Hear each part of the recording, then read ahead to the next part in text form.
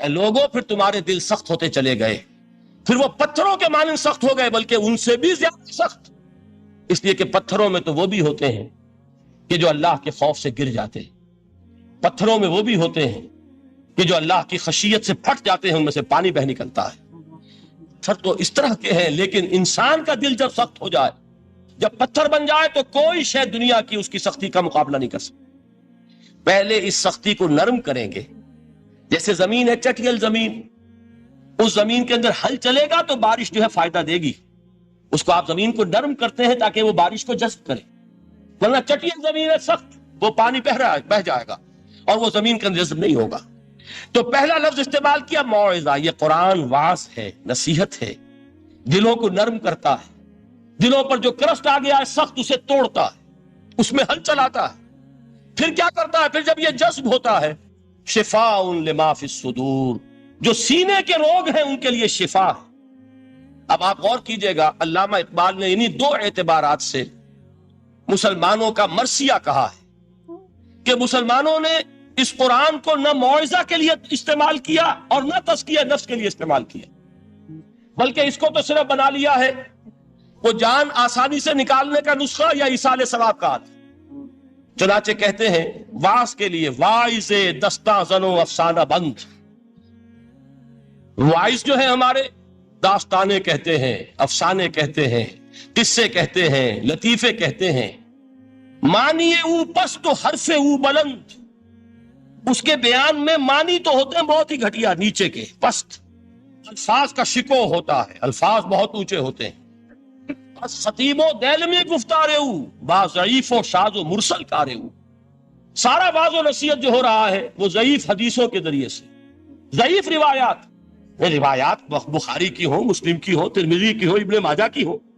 کہاں خطیب بغدادی اور دیلمی، وہ کتابیں کہ جن کی کوئی سند نہیں ہے، وہاں کی روایات کے ذریعے سے لوگوں کو تذکیر کرنے کی کوشش کر رہے ہیں۔ با ضعیف و شاذ و مرسل کارہو، ضعیف روایات، شاذ روایات، مرسل روایات، جن کا سلسلہ روایت محمد الرسول اللہ تک متصل نہیں ہے، اس کے ذریعے سے کر رہے ہیں۔ حالانکہ موعظہ، سب سے بڑا موعظہ یہ قرآن تھا۔ قرآن کہتے خود فذکر بالقرآن من یخاف وعید، اے محمد صلی اللہ علیہ وسلم آپ اس قرآن کے ذریعے نصیحت کیجئے، یہ قرآن ہے جو دلوں کی سختی کو ختم کرے گا، گداز پیدا کرے گا۔ دوسری طرف علامہ اقبال کیا کہتے ہیں کہ جہاں تک ہمارے ہاں جو بھی تصوف کے معروف حلقے ہیں، صوفیاء حق کی بات نہیں کہہ رہا، وہاں قوالی ہو رہی ہوگی تو حال آ جائے گا، صوفی پشمینہ پوش حال مست، از شراب نغمہ قوال مست، قوال سے جو کچھ مل رہا ہے، حال آ رہا ہے، مستی آ رہی ہے، کیف اور سرور حاصل ہو گیا ہے۔ صوفی پشمینہ پوش حال مست، از شراب نغمہ قوال مست، لیکن یہ کہ اس کی محفل میں در نمی سازت بقرآن محفلش، اس کی محفل میں قرآن کا کہیں گزر نہیں ہے۔ جبکہ محمد الرسول اللہ صلی اللہ علیہ وسلم کی بھی ایک محفل ہوتی تھی، محفل سماع۔ وہ محفل سماع کیا تھی؟ حضور صحابہ سے فرمائش کر کر کے قرآن سنتے تھے۔ حضرت عبداللہ ابن مسعود رضی اللہ تعالیٰ عنہ کی روایت موجود ہے کہ مجھے ایک مرتبہ حکم دیا حضور نے کہ قرآن سناؤ۔ میں نے عرض کیا حضور آپ کو سناؤں؟ آپ پر تو نازل ہوا ہے۔ تو حضور نے فرمایا نہیں، مجھے کسی اور سے سن کر کچھ اور لطف حاصل ہوتا ہے۔ اب امتثال امر میں حضرت عبداللہ ابن مسعود رضی اللہ تعالیٰ عنہ نے سورہ نساء پڑھنی شروع کی۔ 41ویں آیت پر پہنچے، چشم تصور سے دیکھیے کہ حضور بھی تشریف فرما ہے، صحابہ کرام کی محفل ہے، اور صحابہ کیسے بیٹھا کرتے تھے ادب کے ساتھ۔ ایک روایت میں الفاظ آئے ایسے بیٹھتے تھے ساکت و صامت ہو کر، بالکل خاموش، سکون، ساکن اور ساکت اور صامت، کہ جیسے ان کے سروں پر پرندے بیٹھے ہیں کہ ذرا جنبش کریں گے تو پرندہ اڑ جائے گا، اس ادب کے ساتھ۔ تو وہ محفل جو ہے حضور صلی اللہ علیہ وسلم کی، اور ایک صحابی حضرت عبداللہ ابن مسعود گردن نیچی کیے ہوئے ہیں اور قرآن پڑھتے چلے جا رہے ہیں۔ جب اس آیت پر پہنچے فَكَيْفَ إِذَا جِئْنَا مِن كُلِّ أُمَّةٍ بِشَهِيدٍ وَجِئْنَا بِكَ عَلَىٰ هَٰؤُلَاءِ شَهِيدًا، کیا ہوگا اس دن جس دن کہ ہم ہر امت پر ایک گواہ کھڑا کریں گے، اور اے نبی آپ کو گواہ بنا کر لائیں گے ان کے خلاف۔ آپ کو یہ ٹیسٹیفائی کرنا ہوگا کہ اللہ تیرا جو کلام میرے پاس آیا تھا میں نے پہنچا دیا تھا، اب ان کی ذمہ داری ہے۔ They are accountable, they are responsible۔ اس پر حضور نے فوراً فرمایا حسبک حسبک، بس کرو بس کرو۔ اور حضرت عبداللہ ابن مسعود فرماتے ہیں کہ میں نے جب نگاہ اٹھا کر دیکھا حضور کے آنکھوں سے آنسو روا تھے۔ یہ ہے سماع، یہ محفل سماع ہے، کاش کہ اللہ تعالی ہمیں اس کی توفیق عطا فرمائے۔ یہ ہے مسنون محفل سماع، اس قرآن کے اندر وہ گداز ہے۔ آیا کہ نہیں 7ویں پارے کے بالکل آغاز میں وَإِذَا سَمِعُوا مَا أُنزِلَ إِلَى الرَّسُولِ تَرَىٰ أَعْيُنَهُمْ تَفِيضُ مِنَ الدَّمْعِ مِمَّا عَرَفُوا مِنَ الْحَقِّ يَقُولُونَ رَبَّنَا آمَنَّا فَاكْتُبْنَا مَعَ الشَّاهِدِينَ۔ تو یہ ہے دوسری چیز کہ در حقیقت تزکیہ نفس کا ذریعہ یہ قرآن ہے۔ سینوں میں جو روگ ہیں، حب دنیا، حب مال، حب شہرت، حب اقتدار، جس کو کہ ایڈلر کہتا ہے دی ارج ٹو ڈومینیٹ، میرا غلبہ ہو، میرا تسلط ہو، میں نمایاں ہو جاؤں، میری حکومت بن جائے، اختیار میرے ہاتھ میں آ جائے، دی ارج ٹو ڈومینیٹ۔ یہ ساری ارجز ہیں ہماری در حقیقت جس سے فساد رونما ہے۔ یہ حب مال ہے جس کی وجہ سے ہمارے اندر تنافس ہے۔ الہاکم التکاثر حتی زرتم المقابر، یہ کثرت اور بہتات کی طلب تمہیں غافل کیے رکھتی ہے، یہاں تک کہ قبروں تک جا پہنچتے ہو۔ آنکھ انسان کی کھل نہیں پاتی، جس کے پاس 10 نسلوں کے لیے کھانے کو موجود ہے، اس کی بھی حرص جو ہے اور مزید کا لالچ جو ہے وہ ختم نہیں ہے۔ یہ چیزیں ہیں اصل روگ، ان دلوں کے روگوں کا اور سینوں کے اندر کے ان امراض کا علاج قرآن۔ یا ایھا الناس قد جاءتکم موعظۃ من ربکم وشفاء لما فی الصدور۔ اب جب یہ دو چیزیں ہو جائیں گی، اب تیسرا لفظ ہے ہدن۔ ہدایت بیکار ہے جب تک دل میں گداز نہ ہو، ہدایت بیکار ہے جب تک کہ نیت درست نہ ہو۔ کوئی شخص بڑا عالم ہے لیکن اپنے علم کو اس نے ذریعہ بنایا ہے دنیا کمانے کا، تو در حقیقت یہ قرآن اس کے حق میں ہدایت نہیں ہے، اس کے حق میں عذاب خدا بندی کا ذریعہ بن رہا ہے۔ حضور نے خود فرمایا القرآن حجت لک او علیک، یہ قرآن یا تمہارے حق میں حجت ہے یا تمہارے خلاف حجت بنے گا قرآن کے قیامت کے دن۔ اس لیے کہ ایک شخص اس کو دنیا کمانے کا ذریعہ بنا رہا ہے، ایک شخص اس کو شہرت کے حصول کا ذریعہ بنا رہا ہے، ایک شخص علم کو ذریعہ بنا رہا ہے دنیا میں نمایاں ہونے کا، اپنی تعریف کا۔ حضور نے فرمایا کہ قیامت کے دن سب سے پہلے 3 افراد کا معاملہ پیش ہوگا عدالت خدا بندی میں۔ ایک وہ جو بڑا عالم سمجھا جاتا تھا، اس سے بڑا علم پھیلا۔ دوسرا وہ جو بہت صاحب ثروت تھا، اس نے بہت خیرات کے کاموں میں پیسہ لگایا۔ تیسرا وہ جو دنیا میں شہید سمجھا جاتا تھا کہ اللہ کی راہ میں جنگ کرتے ہوئے جان دیا۔ اللہ ان تینوں سے جو اس کو نعمتیں دی تھی ان کا ذکر کر کے پوچھے گا کہ میں نے تمہیں یہ دیا، تمہیں یہ دیا، تمہیں یہ دیا، تم کیا کر کے لائے؟ وہ شہید کہے گا کہ اللہ میں نے تیری راہ میں جنگ کی اور اپنی جان دے دی تاکہ تو راضی ہو جائے۔ اللہ فرمائے گا کذبتا، تو نے جھوٹ بولا، ان قاتلت لئن یقال جریء، تو نے تو یہ جنگ اس لیے کی تھی کہ کہا جائے کہ بڑا جری ہے، بڑا بہادر ہے۔ یہ لوگوں سے بہادری کے تمغے لینا تمہارا مقصود تھا۔ وقد قیل، وہ کہا جا چکا ہے، اب یہاں تمہارے لیے کچھ نہیں۔ اور فرشتوں کو حکم ہوگا اور وہ وہ اس کو گھسیٹتے ہوئے جہنم میں جھونک دیں۔ دنیا میں شہید سمجھا جا رہا ہے، آخرت میں جہنمی ہے۔ یہی حال اس عالم کا ہوگا، یہی حال اس دولت مند کا ہوگا۔ تم نے یہ علم پھیلایا تھا کہ تمہارے علم کا چرچا ہو جائے، تمہاری شہرت ہو جائے، لوگ تمہاری دستبوسی کرنے لگیں، لوگ تم سے جھک کر ملے۔ وہ دنیا میں ہو گیا، تمہارا مطلوب مل چکا، تمہارا مقصود حاصل ہو چکا، اب یہاں کچھ نہیں۔ تو جان لیجئے کہ جب تک دلوں کے روگ درست نہ ہوں، علم بیکار ہے، ہدایت قطعاً غیر مفید ہے۔ پہلے دلوں کا کرسٹ اترے، اس کی سختی دور ہو، یہ ہے موعظہ۔ دلوں کے اندر سے حب جاہ، حب دنیا، حب مال نکلے، یہ ہے تزکیہ۔ شفاء لما فی الصدور، اب ہدایت خدا بندی، اب راستہ آپ دیکھیں گے اور اس راستے پر چلیں گے۔ یہ ہدایت جو ہے دنیا میں، یہی آخرت میں رحمت کی شکل میں ظاہر ہوگی۔ جنہوں نے اس قرآن کی ہدایت سے فائدہ اس دنیا میں اٹھایا، آخرت میں رحمت خدا بندی کی بدلیاں ان پر سایہ کرے۔ ایک حدیث میں تو باقاعدہ الفاظ آئے ہیں کہ سورہ بقرہ اور سورہ آل عمران یہ 2 بدلیوں کی صورت میں ظاہر ہوں گی میدان حشر میں، اور ان لوگوں پر سایہ کریں گی کہ جن کو ان سے بڑی محبت تھی۔ یہ 4 الفاظ نوٹ کر لیجئے اسی ترتیب کے ساتھ۔ یا ایھا الناس قد جاءتکم موعظۃ من ربکم وشفاء لما فی الصدور وہدی للمؤمنین قل بفضل اللہ وبرحمتہ، اے نبی کہہ دیجئے یہ اللہ کا بڑا فضل ہے، لوگوں سمجھو، اس کی بڑی رحمت کا ظہور ہوا ہے اس قرآن کی شکل میں۔ اس کی رحمت کا مظہر عطا قرآن ہے، اس کے فضل کا سب سے بڑا ثبوت قرآن ہے۔ فَبِذَالِكَ فَلْيَفْرَحُوا، اس پر انہیں خوشیاں منانی چاہیے۔ اترانا ہے تو اس پر اترائیں کہ اتنی بڑی دولت ہمارے پاس ہے، اتنا بڑا احسان ہے جو اللہ نے ہم پر کیا ہے۔ فَبِذَالِكَ فَلْيَفْرَحُوا هُوَ خَيْرٌ مِّمَّا يَجْمَعُونَ، جو چیزیں یہ جمع کرنے کی فکر کر رہے ہیں ان سے کہیں زیادہ قیمتی یہ قرآن ہے۔ کاش کہ یہ دو آیات ہی ہمارے قلب کے اوپر یہ کندہ ہو جائے۔ پہلی بات میں نے عرض کی تھی، اس کا شعور ہر ایک کے لیے ممکن نہیں، اس کا باطن بیدار ہو چکا ہو۔ لو انزلنا هذا القرآن على جبل لرأيته خاشعا متصدعا من خشیۃ اللہ، جن کی ارواح بیدار ہو چکی ہوں وہ قرآن کی اس تاثیر کو محسوس کریں گے۔ لیکن یہ دوسری چیز ہے کہ جو ہمارے لیے پریگمیٹک پہلو سے، عملی اعتبار سے، افادے کے اعتبار سے یہ چار الفاظ اور رحمت اور فضل خدابندی کا سب سے بڑا مظہر، اور خوشیاں مناؤ کہ اللہ کی یہ نعمت تمہارے پاس موجود ہے۔ اب وہ تیسرا مقام ہے سورہ رحمان کا، بڑی چھوٹی چھوٹی آیات۔ آپ نے سنا ہوگا حضور نے سورہ رحمان کے بارے میں فرمایا ہے، سورۃ الرحمان عروس القرآن، یہ سورہ رحمان جو ہے یہ قرآن کی دلہن ہے۔ جیسے دلہن کو آپ خوشنما لباس پہناتے ہیں، آراستہ پیراستہ اس کو گہنے اور اس کو زیور پہناتے ہیں، تو جس طریقے سے سجاتے ہیں آپ دلہن کو، اللہ تعالیٰ نے ایک سورت قرآن مجید میں یہ ایسی رکھی ہے سورہ رحمان کہ اسے خوب سجایا ہے۔ اس میں الفاظ کا در و بست، اس کا اپنا ایک ڈیوائن میوزک ہے۔ وہ تو اللہ تعالیٰ قراء جو ہے، خاص طور پر مصر کے قراء، اللہ تعالیٰ ان پر رحمت نازل فرمائے، ان کی خطاؤں سے درگزر کرے۔ جس طرح قرآن کے انٹرنسک میوزک کو انہوں نے واضح کیا ہے۔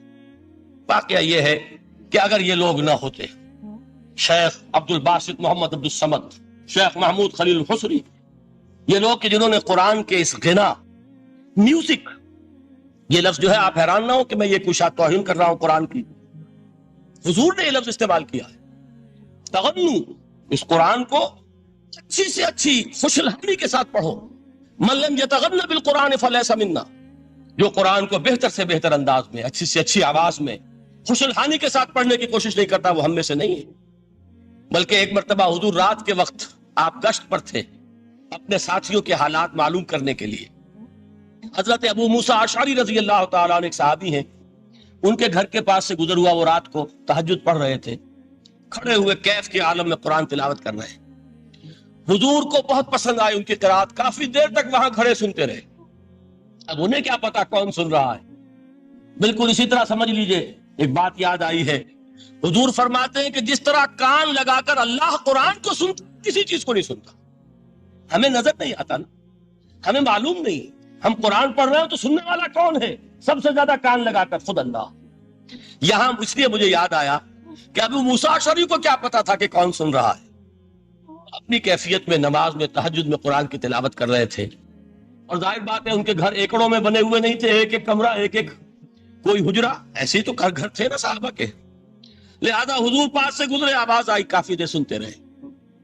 اس کے بعد آپ تشریف لے گئے، صبح فجر میں ملاقات ہوئی تو حضور نے تحسین کے انداز میں فرمایا، یا ابا موسیٰ انک قد اوتیت مزمارا من مزامیر آل داؤد، اے ابو موسیٰ تمہیں تو آل داؤد کے سازوں میں سے ایک ساز اللہ نے عطا فرما دیا ہے۔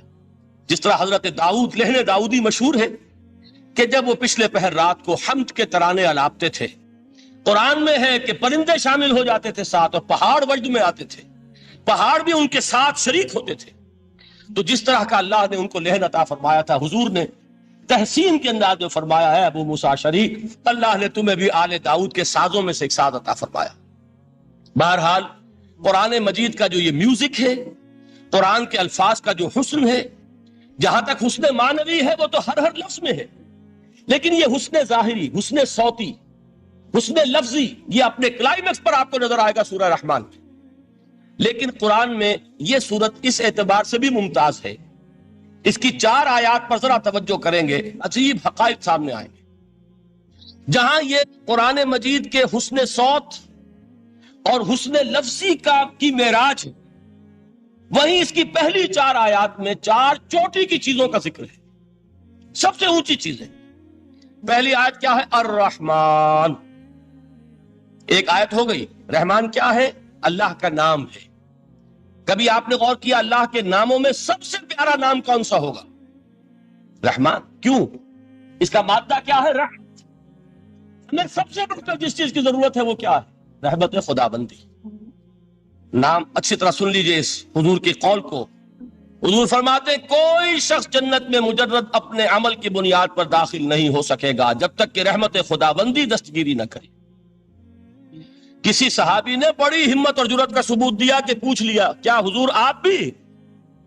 جب آپ نے فرمایا کوئی شخص داخل نہیں ہو سکتا جنت میں محض اپنے عمل کی بنیاد پر جب تک کہ رحمت خداوندی جو ہے وہ دستگیری نہ فرمائے. پوچھا گیا کیا آپ بھی؟ آپ نے فرمایا ہاں میں بھی. آپ اندازہ کیجئے کہ اگر محمد الرسول اللہ بھی رحمت خداوندی کے ضرورت مند ہوں تو تاب دیگرا چے رسد ہماری تو سب سے بڑی ضرورت رحمت خداوندی ہے. اب یہ رحمت جو ہے قرآن مجید میں اللہ تعالیٰ کی یہ شان دو الفاظ کے ذریعے سے آتی ہے، رحیم اور رحمان. اور کوئی مادہ نہیں ہے جس سے دو نام بنتے ہوں اللہ کے، لیکن یہ مادہ ہے واحد رحمت کا کہ جس سے رحمان بھی ہے رحیم بھی ہے. رحیم صفت مشبہ ہے، رحمت دائم ہو جائے گی، مستقل ہوگی تو رحیم کہیں گے. اور رحمان اس میں رحمت کی ہے وہ شان ہے کہ جیسے ٹھاٹھے مارتا ہوا سمندر ہو، ہیجان کی کیفیت، طوفانی کیفیت، رحمت خداوندی کا طوفانی جوش، وہ ہے رحمان. آپ تو رہتے اس علاقے میں ہیں، آپ کو معلوم ہے عرب اگر بھوکا مرا جا رہا ہو تو کیا کہے گا؟ انا جوعان. پیاسا مرا جا رہا ہو انا عطشان. بہت غضبناک ہوگا غضبان. غضبان آصفہ قرآن میں آیا ہے، بہت غضبناک. رحمان جس کی رحمت جو ہے جوش میں ہے، ٹھاٹھے مارتے ہوئے سمندر کے مانند. تو یہ اللہ تعالیٰ کے ناموں میں سب سے پیارا نام. اب آگے چلیے. الرحمن علم القرآن. رحمان نے قرآن سکھایا. رحمت خداوندی کا سب سے بڑا مظہر، رحمان کی رحمانیت کا سب سے بڑا مظہر قرآن ہے. ان میں جو منطقی ربط ہے اس کو سمجھتے جائیے. اچھا آپ یہ سوچئے جو علم بھی انسان کو حاصل ہوا وہ کس نے دیا؟ اللہ نے. سائنس کا علم کس نے دیا؟ اللہ نے. علم آدم الاسماء کلہا. وہ علم الاسماء جو حضرت آدم کو دے دیا گیا تھا ازل میں، یہ اسی کا ظہور ہے، یہ اسی کی ایکسفولیشن ہے جو ہو رہی ہے اور ہوتی رہے گی ابھی. اور دوسرے علم ہے وہ کس نے دی؟ اللہ نے دی. لا یحیطون بشیء من علمہ الا بما شاء. مخلوق میں سے کوئی اللہ کے علم میں سے کسی شے کا احاطہ نہیں کر سکتا مگر وہ جتنا اللہ دینا چاہے. لیکن یہ کہ تمام علوم میں چوٹی کا علم قرآن. نوٹ کرتے جائیے، اب چوٹی کی چیزیں جمع کیجئے. اللہ کے ناموں میں چوٹی کا نام رحمان. اللہ نے جو کچھ انسان کو سکھایا اس میں چوٹی کا علم قرآن. خلق الانسان. انسان کو پیدا فرمایا. سوال یہ کہ حیوانات کو کس نے پیدا فرمایا؟ آسمان کس نے پیدا کیے؟ زمین کس نے پیدا کی؟ فرشتے کس نے پیدا کیے؟ کیا مطلب خلق الانسان؟ اس کی تمام مخلوقات میں اس کا کلائمیکس، اس کی تخلیق کی معراج، اس کے تخلیق کا نقطہ عروج انسان ہے. یہ ہے کہ جو مسجود ملائک بنا ہے. وَلَقَدْ كَرَّمْنَا بَنِي آدَمَ وَحَمَلْنَاهُمْ فِي الْبَرِّ وَالْبَحْرِ رَزَقْنَاهُمْ مِنَ الطَّيِّبَاتِ وَفَضَّلْنَاهُمْ عَلَى كَثِيرٍ مِّمَّنْ خَلَقْنَا تَفْضِيلًا. تو تخلیق میں سب سے اونچی تخلیق انسان کی، علموں میں سب سے اونچا علم قرآن کا، اللہ کے ناموں میں سب سے اونچا نام رحمان. اب آئیے چوتھی چیز، علمہ البیان. انسان کو بیان کی صلاحیت عطا فرمائی. کیا اور کوئی صلاحیت عطا نہیں کی؟ بینائی کس نے دی؟ اللہ. اسی طریقے سے سماعت کس نے عطا فرمائی؟ اللہ. کتنی فیکلٹیز ہیں، کتنے ایکسٹرنل آرگنز ہیں سینس کے، کتنے انٹرنل سینسز ہیں جو اللہ نے دیے ہیں. لیکن یہاں بھی سمجھ لیجئے جتنی فیکلٹیز ہیں ہیومن فیکلٹیز، ان میں ٹاپ کی فیکلٹی جو ہے وہ اسپیچ ہے، کلام ہے، بیان ہے. جن لوگوں نے میڈیکل سائنس کا مطالعہ کیا ہے وہ جانتے ہیں کہ یہ برین ہے، ہیومن برین، اس برین میں جو وہ اوپر ایک زرد سا مادہ ہوتا ہے، گرے میٹر، اس کی ایک کوٹنگ ہوتی ہے، یہ ہائیسٹ ایوالوڈ فارم ہے.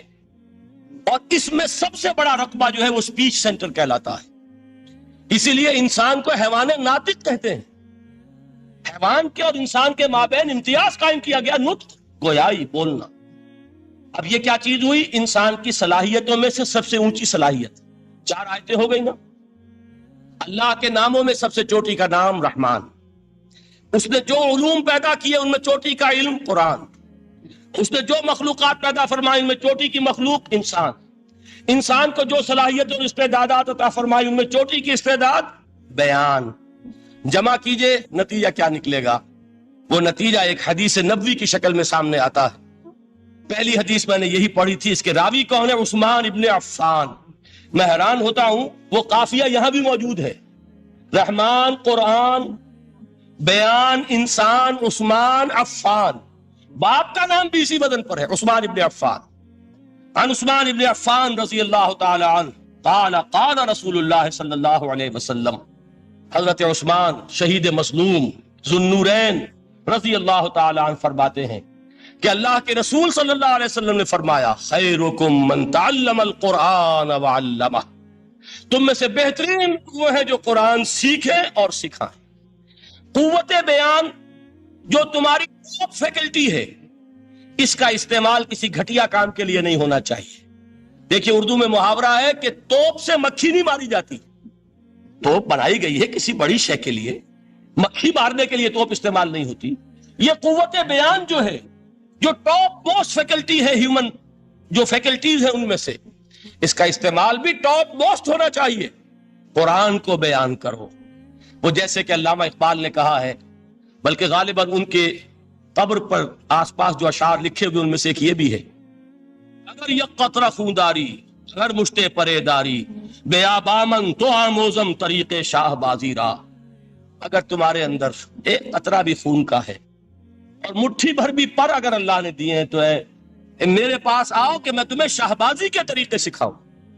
اسی طرح جان لیجئے اگر اللہ نے قوت گویائی عطا فرمائی، اگر اللہ نے تمہیں حیوان ناطق بنایا، اگر اللہ تعالیٰ نے تمہیں یہ صلاحیت عطا فرمائی، اس صلاحیت کا مصرف دنیا کو نہ بناؤ، اس صلاحیت کا مصرف اللہ کے کلام کو پھیلانے پر اس کو صرف کرو۔ خیرکم من تعلم القرآن وعلمہ، خیر جب لفظ آتا ہے بغیر من کے، ورنہ تو آتا خیر من ہو تو یہ ہوگی کمپیریٹیو جو ایک ایڈجیکٹیو جو ہوتی ہے، لیکن یہ سپرلیٹیو ڈگری ہے جب بغیر من کے ہوگا۔ خیرکم، دی بیسٹ امنگسٹ یو، جو تم میں بہترین لوگ ہیں وہ کون ہیں؟ من تعلم القرآن وعلمہ، جو قرآن سیکھیں اور سکھائیں، قرآن پڑھیں اور اسے بیان کریں۔ آج جان لیجئے سب سے بڑی ضرورت اس بات کی ہے کہ آج کا قرآن پڑھیں۔ آپ حیران ہوں گے کہ یہ کیا کہا اس میں؟ دیکھیے قرآن اترا ہے 1400 برس پہلے، لیکن تا قیام قیامت نوع انسانی کو جتنے مسائل درپیش ہوں گے ان سب کا حل اس میں ہے، البتہ کھودنا پڑے گا، گہرائی میں اترنا ہوگا۔ ایک قرآن کی سطح ہے، اس سطح نہیں، اس کی گہرائیوں کے اندر غوطہ زنی کرو۔ قرآن میں ہو غوطہ زن اے مرد مسلمان، اور آج کا قرآن یعنی آج کی ہدایت جو اللہ نے اس میں رکھی ہوئی ہے، ڈگ اٹ آؤٹ، اس کو نکالو اس کے اندر سے۔ ابھی میں حدیث جو آپ کو سناؤں گا اس میں یہ تصور آئے گا سامنے اور واضح ہو کر۔ آج کے انسان کی رہنمائی اس قرآن سے اخذ کر کے انسان تک پہنچاؤ، یہ ہے فریضہ محمد الرسول اللہ کی امت کا صلی اللہ علیہ وسلم۔ آپ نے وہ حدیث سنی تھی کہ بلغوا عنی ولو آیۃ، حضور نے خطبہ حجۃ الوداع میں پہلے تو گواہی لی مسلمانوں سے، 1.25 لاکھ کا مجمع جمع تھا، حجۃ الوداع آخری حج۔ آپ نے اپنے خطبے میں جس کے چند جملے میں سنا چکا ہوں آپ کو ایچ جی ویلز کے حوالے سے، اپنی تعلیمات کے اہم نکات کو بار بار دہرا کر بیان کیا، کیا اچھی طرح ذہنوں میں اتارا۔ اس کے بعد ایک سوال کیا، الا هل بلغت، لوگوں میں نے پہنچا دیا کہ نہیں؟ اور پورے مجمع نے کہا انا نشهد انک قد بلغت، بلکہ ایک روایت میں الفاظ بڑے پیارے آئے ہیں، انا نشهد انک قد بلغت الرسالۃ وادیت الامانۃ ونصحت الامۃ وکشفت الغمۃ۔ ہاں حضور ہم گواہ ہیں، آپ نے امانت ادا کرنے کا حق ادا کر دیا، رسالت کے فرائض کا حق ادا کر دیا، امت کی خیر خواہی کا حق ادا کر دیا، اور آپ نے گمراہی کے پردوں کو چاک، اندھیروں کو چاک کر دیا۔ 3 مرتبہ حضور نے سوال کیا، 3 مرتبہ جواب دیا، پھر آپ نے نگاہ آسمان کی طرف اٹھائی، انگشت شہادت سے 3 مرتبہ اشارہ کیا، اللہم اشہد، اللہم اشہد، اللہم اشہد، اے اللہ تو بھی گواہ رہے یہ مان رہے ہیں کہ میں نے یہ قرآن ان تک پہنچا دیا، یعنی جسے آپ انگریزی میں کہتے ہیں سائی آف ریلیف، کہ ایک بڑا بھاری بوجھ آ پڑا تھا، بڑی ذمہ داری تھی. انا سنلقی علیک قولا ثقیلا، اے محمد ہم آپ پر ایک بڑی بھاری بات ڈالنے والے ہیں. اے اللہ گواہ ہے کہ وہ بوجھ میرے کاندھے سے اتر گیا. یہ تسلیم کر رہے ہیں کہ میں نے حق امانت ادا کر دیا. تیری امانت تھی میرے پاس یہ کلام، اللہ کا یہ پیغام انسانوں کے لیے نازل ہوا محمد پر صلی اللہ علیہ وسلم. تو امانت کا بوجھ کس کے بارے گرا، کس کے کاندھے پر ہے؟ حضور کے. اگر ادا نہ کرتے، ابھی وہ آپ نے آیت سنی تھی، یا ایھا النبی بلغ ما انزل الیک من ربک فإن لم تفعل فما بلغت رسالتہ. یا ایھا الرسول، اے رسول صلی اللہ علیہ وسلم پہنچا دیجیے جو کچھ نازل کیا گیا ہے آپ پر آپ کے رب کی طرف سے، اور اگر بالفرض آپ نے ایسا نہ کیا تو امانت کا حق ادا نہیں ہوگا، رسالت کا حق ادا نہیں ہوگا. حضور نے پہنچا کر گواہی لے کر جیسے کہ ایک اطمینان کا سانس لیا، اللہم اشہد، اللہ تو بھی گواہ رہے. اس کے بعد آپ نے فرمایا تھا وہ چھوٹا سا جملہ جو آپ میں سے ہر شخص بآسانی یاد کر کے اٹھ سکتا ہے، فَلْيُبَلِّغِ الشَّاهِدُ الْغَائِبَ. اب پہنچائیں وہ جو یہاں ہیں ان کو جو یہاں نہیں ہے، اس لیے کہ میری رسالت پوری نوع انسانی کے لیے ہے. وقت فرصت کا کہاں کام ابھی باقی ہے، نور توحید کا اتمام ابھی باقی ہے. ابھی تو ہند تک یہ پیغام جانا ہے، چینیوں تک جانا ہے، ابھی یورپ میں اس پیغام کو پہنچنا ہے.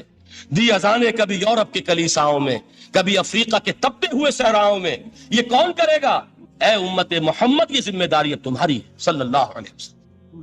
اسی کو آپ نے مزید تاکیداً فرمایا، بلغوا انی ولو آیۃ، میرا کوئی امتی بھی اس سے بالکل فارغ نہ رہ جائے، بالکل محروم نہ رہے، ایک آیت بھی پہنچا سکتا ہو تو پہنچائے. یہ ہے وہ ذمہ داری کہ جو اس حدیث کی روح سے خیرکم من تعلم القرآن وعلمہ.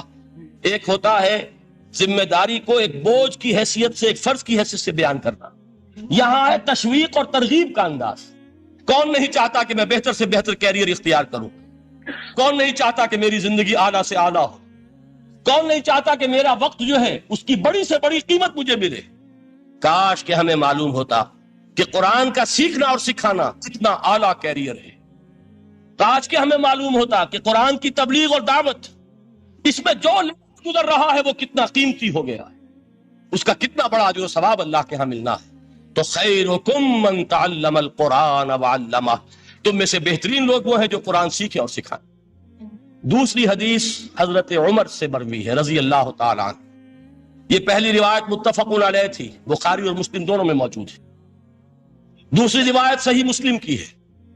حضرت عمر فرماتے ہیں، قال قال رسول اللہ صلی اللہ علیہ وسلم ان اللہ یرفع بہذا الکتاب اقواما ویضع بہ آخرین. اللہ اب اس کتاب کے ذریعے قوموں کو اٹھائے گا اور اسی کو ترک کرنے کے باعث رسوا کر دے. یہ ہے اب ابد الآباد تک کے لیے، خاص طور پر مسلمانوں کے لیے اللہ تعالیٰ کا یہ قانون. اس کتاب کو لے کر اٹھیں گے سربلند ہوں گے، اس کتاب کو پیٹھ دکھائیں گے ذلیل کر دیے جائیں. یہ گویا کہ اب امت مسلمہ کی قسمت جو ہے وہ تلے گی اس کتاب کی میزان میں. اسی میں طے ہوگا کہ ان کے لیے عروج ہو یا زوال ہو. اسی کو وہ جواب شکوہ میں علامہ اقبال نے سادہ ترین الفاظ میں کہا تھا، وہ زمانے میں معزز تھے مسلمان ہو کر اور تم خار ہوئے تاریک قرآن ہو کر. فارسی میں اسی کو مفہوم کو جو ادا کیا ہے جس خوبصورتی سے، اس کا تو جواب نہیں ہے کہ اے مسلمان خار از مہجوری قرآن شدی، تم جو ذلیل و خار ہو گئے ہو دنیا میں. ایک سوال شاعر نے کبھی کیا تھا نا، بڑا پیارا سوال تھا، آج کیوں ذلیل کے کل تک نہ تھی پسند گستاخی فرشتہ ہماری جناب. بڑا پیارا سوال ہے.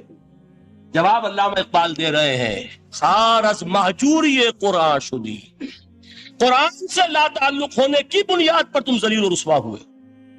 شکوہ سنجے گردش دوراں شدی، گردش دوراں اور گردش فلک اور فلک ناہنجار اور فلک کج رفتار، اس کو خامخواہ گالیاں دے رہے ہو، اس کا خامخواہ شکوہ کر رہے ہو، شکایت کر رہے ہو. یہ تو ہے باد صبا ہی ہما آوردہ دوست، یہ تمہارے اپنے کرتوتوں کا کی صدا ہے جو تمہیں مل رہی ہے.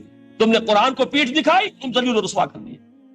خار از مہجوری قرآن شدی، شکوہ سنجے گردش دوراں شدی، اے چو شبنم بر زمیں افتندئی، در بغل داری کتاب زندئی۔ اے وہ قوم جو شبنم کی طرح زمین پر پڑی ہے، اغیار اسے پاؤں تلے روند رہے ہیں، جیسے آپ صبح کو سیر کرنے نکلتے ہیں، سبزے پر پڑی ہوئی شبنم اسے آپ روندتے ہیں اپنے قدموں تلے۔ اے امت محمد، آج تو دنیا کی قوموں کے سامنے اسی طرح پابال ہے، سرنگوں ہے، لیکن ہوش میں آ کہ تیری بغل میں وہ کتاب زندہ موجود ہے، وہ کتاب زندہ جس میں کہ دنیا میں یہی جزیرہ نما عرب وحشی لوگوں کا مسکن، نہ یہاں علم، نہ یہاں تمدن، نہ یہاں تہذیب، نہ یہاں تنظیم، کوئی ڈسپلن نہیں، کوئی حکومت نہیں، کوئی تہذیب نہیں، کچھ نہیں، تاریکیاں ہی تاریکیاں۔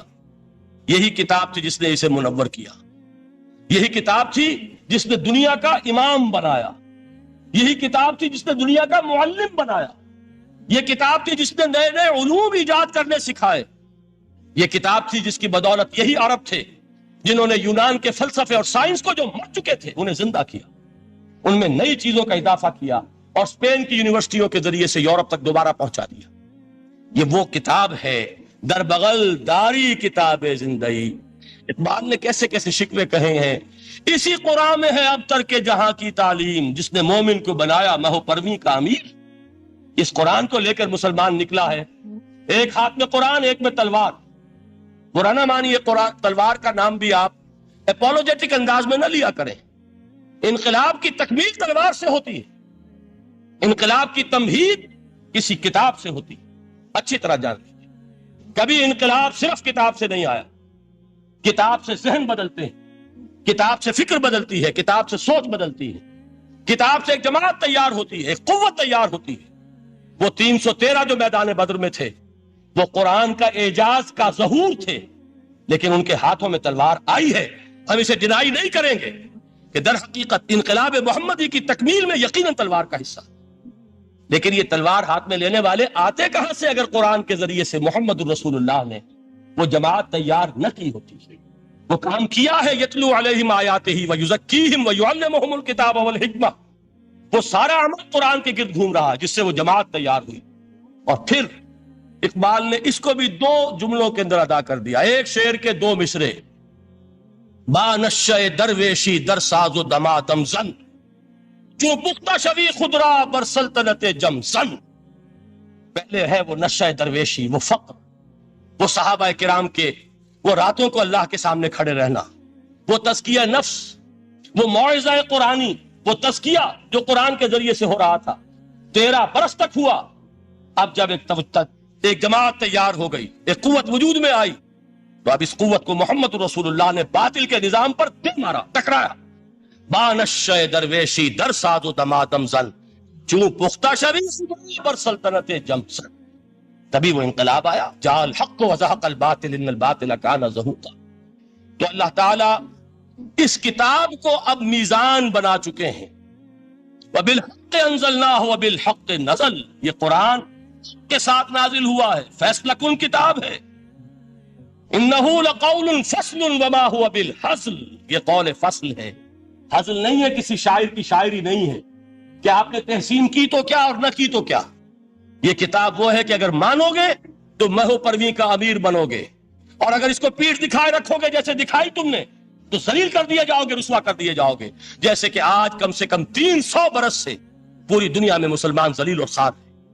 خار از محجوری قرآن شدی، شکوہ سنجے گردش دوراں شدی، اے چو شبنم بر زمیں افتندئی، در بغل داری کتاب زندئی، ان اللہ یرفع بہذا الکتاب اقواما ویضع بہ آخرین۔ رواہ مسلم، آخری حدیث جس پر کہ میں اپنی گفتگو ختم کر دوں گا، یہ حضرت علی سے ہے رضی اللہ تعالی عنہ۔ دیکھیے ایک حدیث حضرت عثمان سے، ایک حضرت عمر سے، ایک حضرت علی سے۔ یہ سب کون ہیں؟ یہ سب ہمارے ہیں، یہ محمد الرسول اللہ صلی اللہ علیہ وسلم کی تربیت کا شاہکار۔ حضرت ابو بکر رضی اللہ تعالیٰ عنہ سے بھی ایک حدیث مروی ہے، لیکن اس کا متن مجھے یاد نہیں تھا۔ مفہوم اس کا یہ ہے کہ جس شخص کو اللہ نے قرآن جیسی دولت دی ہو اور پھر بھی کبھی اس کے دل میں یہ خیال آئے کہ اللہ نے اپنے کسی اور بندے کو کوئی زیادہ بڑی نعمت دی ہے، اس نے قرآن کی ناقدری کی۔ کسی ملینئر کو دیکھ کر اور بلینئر کو دیکھ کر کسی کا بہت بڑا محل دیکھ کر اگر تمہارے دل میں یہ خیال آیا کہ یہ دولت بڑی ہے اس دولت سے جو تمہارے پاس ہے قرآن کی، تو تم قرآن کی قدر و قیمت سے واقف نہیں، تمہیں معلوم کیا کہ یہ کتنی بڑی دولت ہے۔ یہ در حقیقت شرح ہے انہی الفاظ قرآنی کی کہ فَبِذَلِكَ فَلْيَفْرَحُوا هُوَ خَيْرٌ مِّمَّا يَجْمَعُونَ۔ جو کچھ دنیا جمع کرتی ہے، جن کو قیمتی اشیاء سمجھ کر لوگ جمع کرتے ہیں، ان سے کہیں بڑھ کر قیمتی یہ قرآن ہے۔ تو حضرت ابو بکر سے یہ مروی، حضرت عمر سے ان اللہ یرفع بہذا الکتاب اقواما ویضع بہ آخرین، حضرت عثمان سے خیرکم من تعلم القرآن وعلمہ۔ اب آئیے حضرت علی، سیدنا علی رضی اللہ تعالی عنہ، وہ حدیث طویل ترین ہے جو مدح قرآن میں محمد الرسول اللہ سے مروی ہے صلی اللہ علیہ وسلم۔ پوری حدیث مجھے یاد بھی نہیں ہے اور اس کا وقت بھی نہیں ہے، لیکن بڑی پیاری حدیث ہے اس اعتبار سے۔ آغاز کیسے ہوا؟ حضرت علی فرماتے ہیں قال رسول اللہ صلی اللہ علیہ وسلم انہا ستکون فتنۃ، ان قریب ایک بہت بڑا فتنہ رونما ہوگا۔ حضور نے خبر دی فتنے کی۔ حضرت علی فرماتے اس پر میں نے عرض کیا، میں نے عرض کیا مل مخرج منہا یا رسول اللہ، اے اللہ کے رسول اس سے نکلنے کا راستہ کون سا ہوگا؟ دیکھیے یہ لکھا ہوا ایگزٹ، نکلنے کا راستہ۔ اور عام طور پر آپ نے دیکھا ہوگا بڑے ہالز میں یہ سرخ روشنی ہوتی ہے، اس میں اس کا اہتمام کیا جاتا ہے کہ اگر خدا نہ خواستہ کو حادثہ ہو جائے لوگوں کو معلوم ہو نکلنے کا راستہ کون سا، یہ مخرج۔ حضور نے خبر دی کہ فتنہ ہوگا۔ تو دیکھیے میں ایک بات عرض کیا کرتا ہوں، ذرا توجہ کیجئے، ہمارا حال کیا ہے؟ ہم بڑے ریشنلسٹ قسم کے لوگ ہیں، یہ زمانہ ریشنلزم کا ہے۔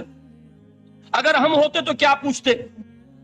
وہ فتنہ کیا ہوگا، کیوں ہوگا، کہاں سے آئے گا؟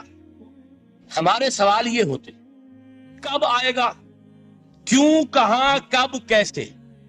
ان سب کی حیثیت علمی سوالات کی ہے۔ بھائی کب آئے گا ایک علم ہے، کیسے آئے گا علم ہے، کہاں سے آئے گا علم ہے، لیکن اصل جو عملی اعتبار سے اہمیت والی شے ہے، بچاؤ کا راستہ کون سا ہوگا محمد الرسول اللہ، یہ بتائیے۔ مل مخرج منہا یا رسول، حضرت علی نے یہ نہیں پوچھا فتنہ کیا ہوگا، کہاں سے آئے گا حضور، کیوں آ جائے گا، کب آ جائے گا، نہیں، مل مخرج منہا یا رسول، اے اللہ کے رسول یہ بتائیے کہ جب وہ فتنہ رونما ہوگا تو نکلنے کا راستہ کون سا؟ اس کا جواب ہے، ارشاد فرمایا محمد رسول اللہ نے، کتاب اللہ، اللہ کی کتاب ہے وہ مخرج۔ یہ کتاب ہے کہ جس کو تھامو گے تو فتنوں سے محفوظ رہو گے۔ اس کے بعد آپ فرماتے ہیں فیہ نبأ ما قبلکم وخبر ما بعدکم وحکم ما بینکم، اس میں تم سے پہلوں کی بھی خبریں موجود ہیں، عاد اور سمود اور قوم نوح اور قوم ہود اور قوم لوط اور قوم صالح اور آل فرعون، یہ کون ہے؟ من قبلکم، تم سے پہلے، وفیہ خبر بعدکم، جو کچھ تمہارے بعد ہونے والا ہے اس کی خبریں بھی موجود، لیکن وہ کیسے ہوں گی؟ وہ بٹوین دی لائنز ہوں گی، وہ بین السطور ہوں گی۔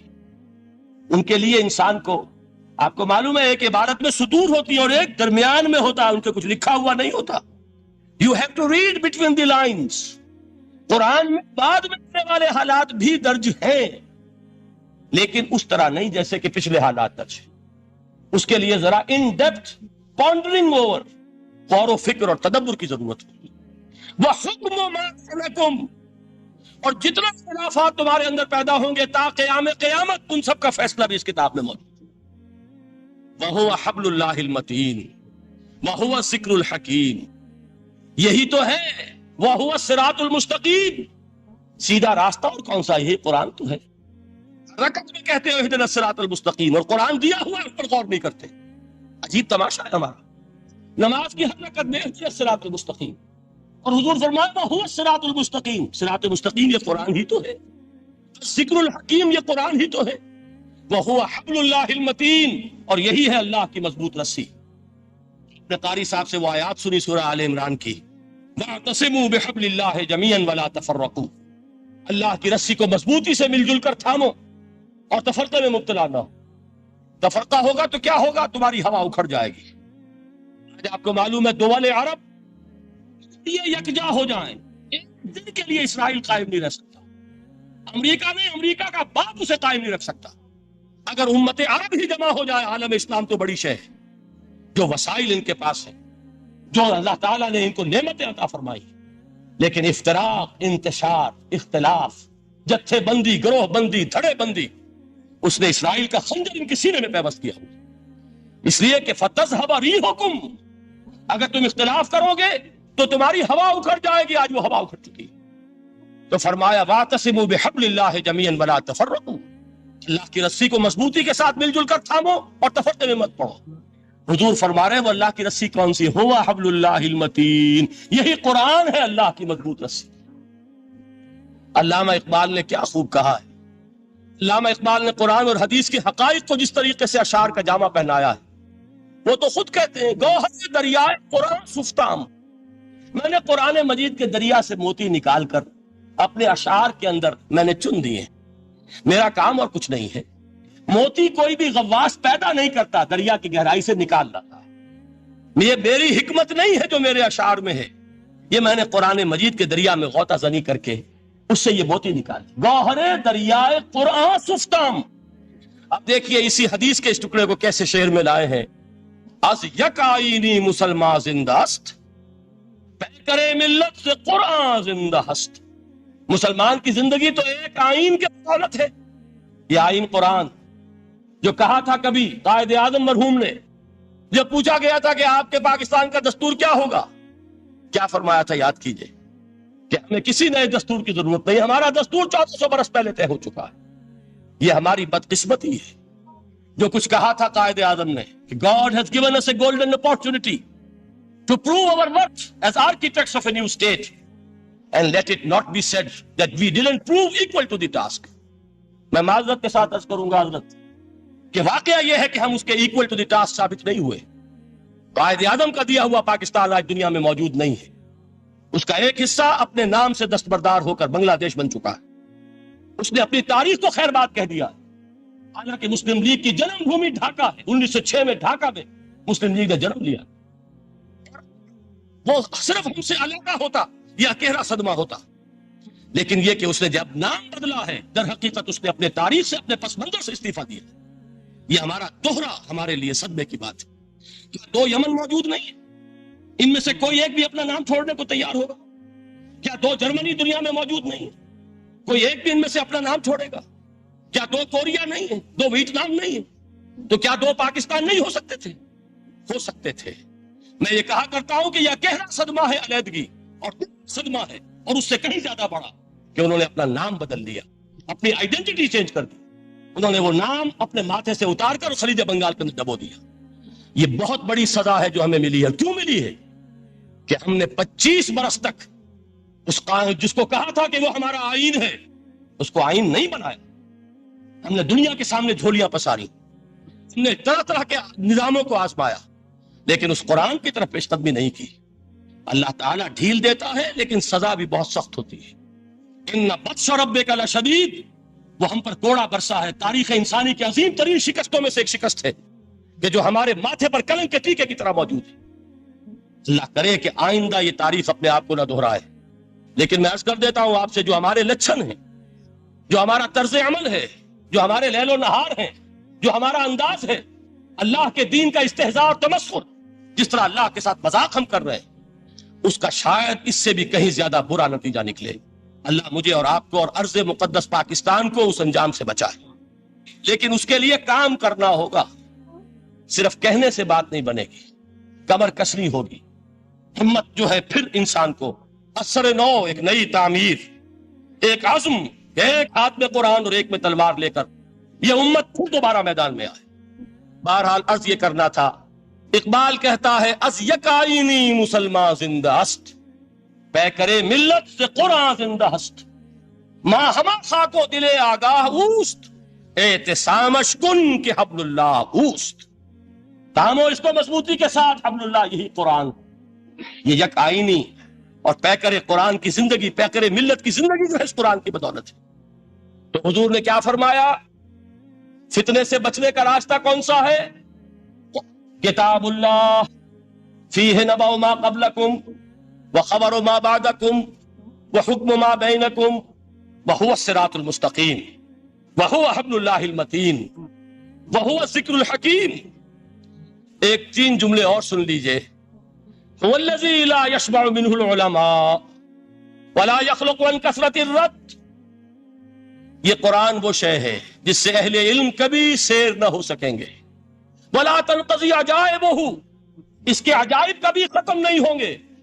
یہ ہیروں کی وہ کان نہیں ہے کہ جو کبھی خالی ہو جائے کہ سارے ہیرے نکل چکے اب مزید ہیرے نہیں ہیں. نہیں، علم اور حکمت کے ہیرے اور ہدایت اور حکمت کے موتی اس میں سے ابد الآباد تک نکلتے رہیں گے.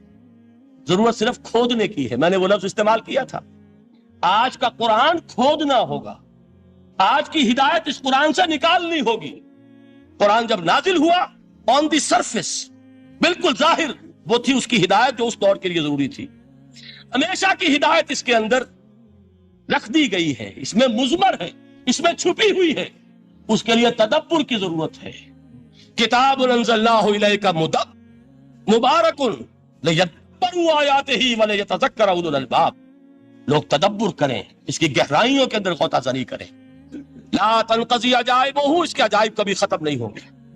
ولا یشبع منہ العلماء، اہل علم کبھی اس سے سیر نہیں ہوں گے. آپ کو سخت بھوک لگی ہوتی ہے اور کھانا کھانے کے تھوڑی دیر کے بعد اب آپ کا ہاتھ رک جاتا ہے، سیر ہو گئے. بہترین کھانا ہے لیکن نہیں کھا سکتے.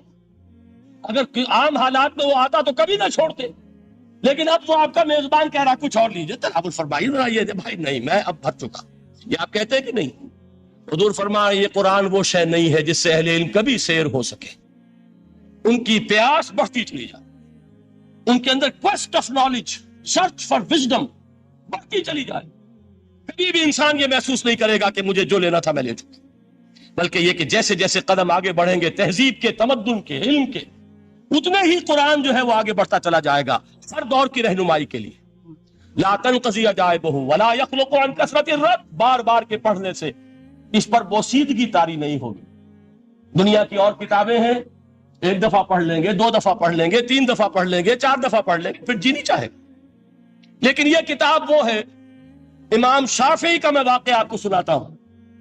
وہ یہ کہتے ہیں کہ ایک مرتبہ میرے ذہن میں یہ سوال آ گیا کہ اجماع کے لیے بھی قرآن مجید میں کوئی سند ہے، دلیل ہے؟ سب مانتے ہیں کہ اجماع جو ہے سورس ہے قرآن کے اسلامی قانون کی، جس پر کہ امت کا اجماع ہو جائے. تو کہتے ہیں میں نے 300 مرتبہ قرآن پڑھا اول سے آخر تک صرف اس دلیل کی تلاش میں. 300 مرتبہ مجھے نہیں ملی.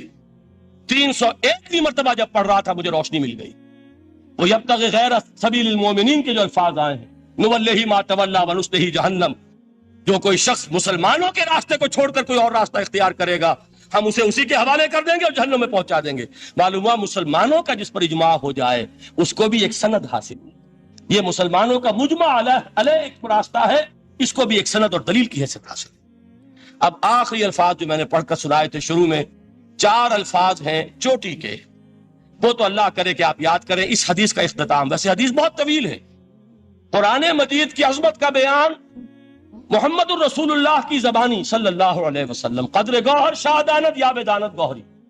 میں نے قرآن کے 3 مقامات سے 7 آیتیں سنائی اور حضور صلی اللہ علیہ وسلم کی چند احادیث سنا رہا. آخری الفاظ کیا ہیں؟ من قال بہ صدق، جس نے اس قرآن کی بنیاد پر کوئی بات کہی اس نے سچ کہا.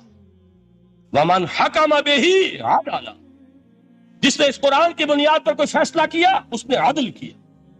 ومن عمل بہ اجر، اور جس نے اس پر عمل کیا اس کا اجر محفوظ.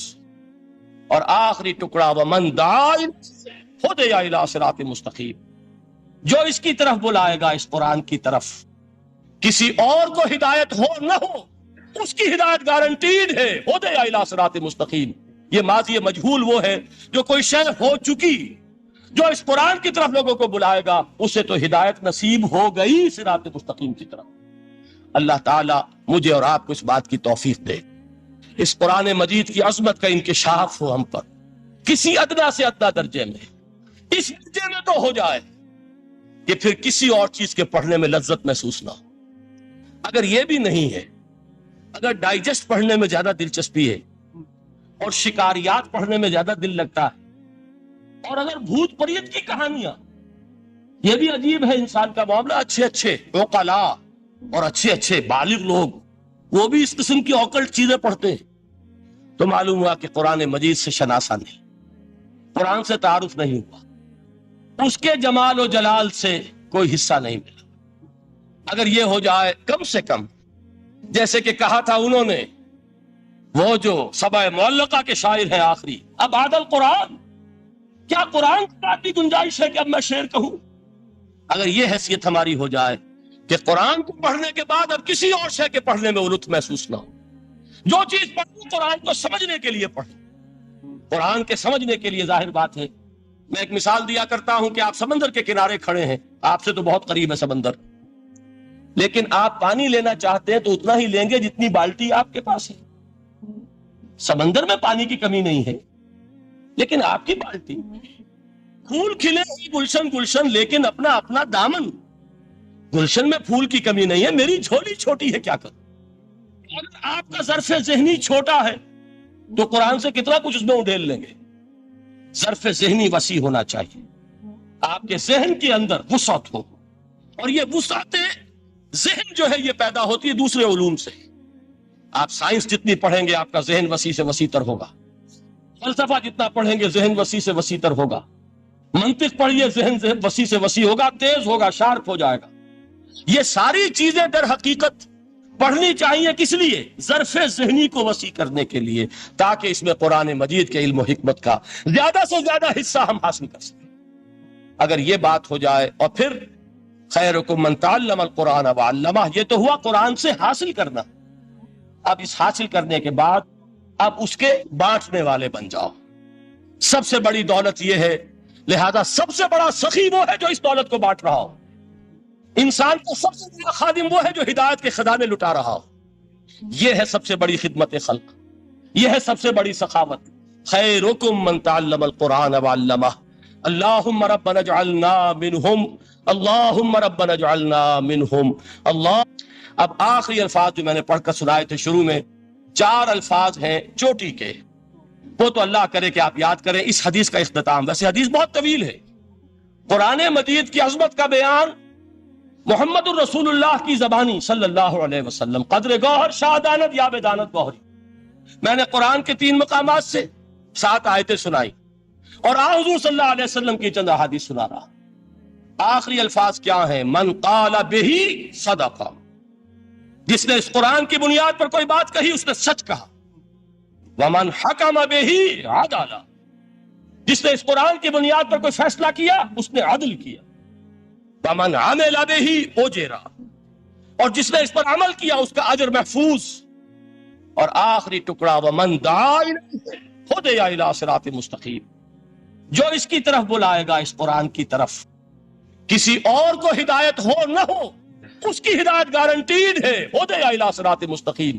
یہ ماضی مجہول وہ ہے جو کوئی شے ہو چکی، جو اس قرآن کی طرف لوگوں کو بلائے گا اسے تو ہدایت نصیب ہو گئی صراط مستقیم کی طرف۔ اللہ تعالیٰ مجھے اور آپ کو اس بات کی توفیق دے، اس قرآن مجید کی عظمت کا انکشاف ہو ہم پر، کسی ادنا سے ادنا درجے میں، اس درجے میں تو ہو جائے